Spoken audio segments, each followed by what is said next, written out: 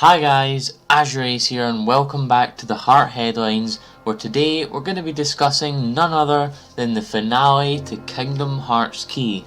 If you guys don't know what you probably know about Unchained Key for mobile devices, Key is basically what Unchained Key was developed from. Key is a browser-based game that has its own story from Unchained Key, although it follows the same gameplay mechanics and things like that.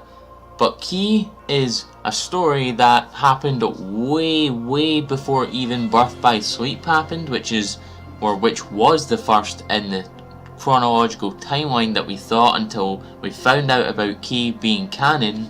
So Key is the story of the Keyblade War and what transpired with it, and the finale basically showed us everything from the ending of Key.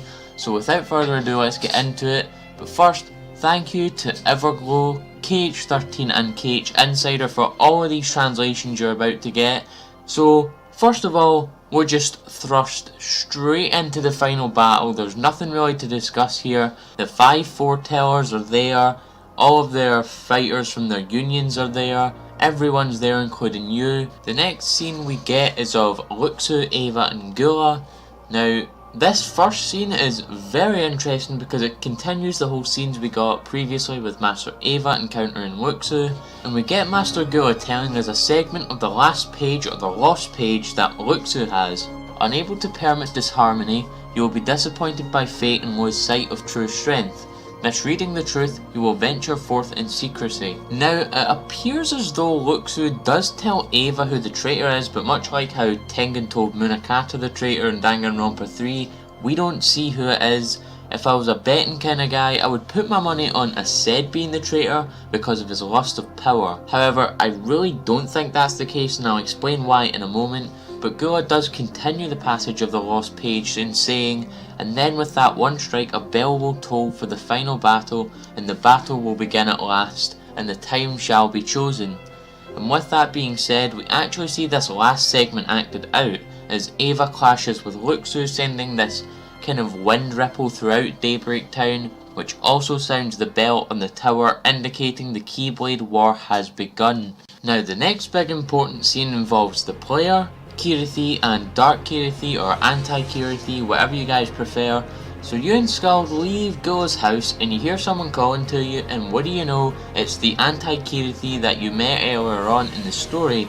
The first interesting thing that Anti-Chirithy says to the player is that we all started gathering sins in this game which are a form of darkness.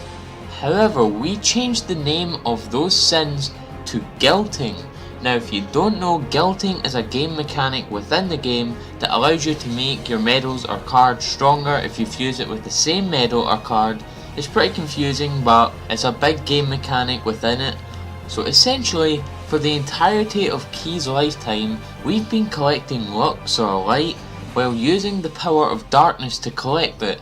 That's absolutely crazy how we didn't even know we've been wielding the darkness all of this time. He also says that the Master's intentions was also to use this guilting method to collect the light, even while knowing it's a power of darkness. He then makes another huge reveal when he says that you, the player, is actually his master. You are the owner of Anti-Chirithy, as Anti-Chirithy is the embodiment of Chirithy's darkness. He then summons Heartless, and again, more interesting text as Anti-Chirithy starts using dream drop distance terminology, which is very peculiar. He says, unlike you spirits, we nightmares are beings that show bad dreams. The reason why it's peculiar is that we never ever see Chirithy or anyone really use dream drop distance terminology. He never refers to himself as a Dream Eater, he never refers himself to a spirit either, and even he is confused at the terms that Anti-Chirithy is using. So how does Anti-Chirithy know about these terms? We don't know, and honestly it's not a very easy thing to find out about either. It's probably likely we're not even ever going to get told what it's like. Once you defeat the Heartless, Anti-Chirithy then merges with them and becomes this huge werewolf looking nightmare while the Dread of Night plays in the background, which is the track that plays when you fight the anti-Black Coat Nightmare in Dream Drop Distance. Now I came up with a little theory, it's a bit far-fetched, But could it be possible that the Anti-Black Coat Nightmare and Anti-Chirithy are connected somehow? Because if you think about it, they both have the glowing red eyes, they're both nightmares, they're both affiliated with the darkness, they both have the same battle theme in the dread of night, and they both fight a Dream Eater in the form of Chirithy in Key and Riku in Dream Drop Distance.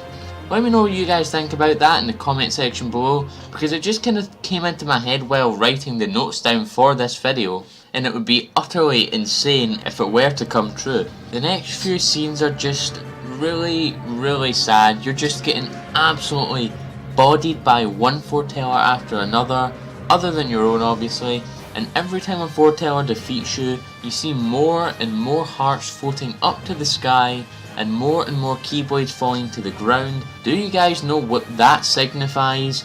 People are getting bodied left, right and centre. The Keyblade War is turning into an absolute bloodbath. There's nothing much we can tell from these scenes other than that Ira and Aced have some real beef between each other. Also, I want to mention that Gula is very suspicious throughout all of these scenes.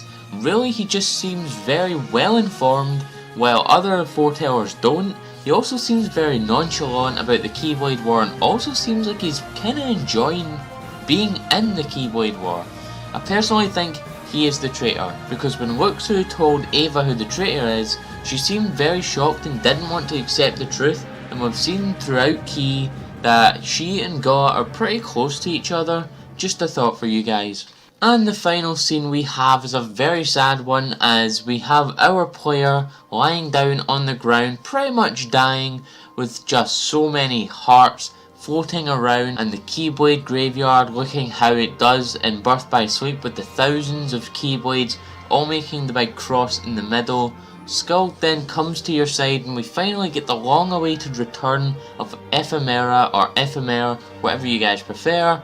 And we get a nice little voice acted line from Ephemera saying, "Let's go together," as they take the player to the realm of Unchained to join the Dandelions, where Unchained Key will pick up where Key's story is leaving off as a sort of season 2 if you will. But that is it. That is the end of Kingdom Hearts Key's story. Key has been a really long journey. 3 years this game has been out, 3 whole years. However, with that being said, there is an epilogue coming out on the 29th of August for Key that I'm going to do a separate video covering, and then after that the Key servers will finally come to a close on the 1st of September. But that's all for this video guys. I hope you enjoyed this quick-ish analysis on the whole finale of Kingdom Hearts Key. If you enjoyed this video, please drop a like and a comment in the comment section below. Share this amongst your friends. I've been AzureAce, and thank you for coming to the video. It is I, Vegeta, the Prince of all Saiyans, and you're watching AzureAce. Subscribe for more content like this one.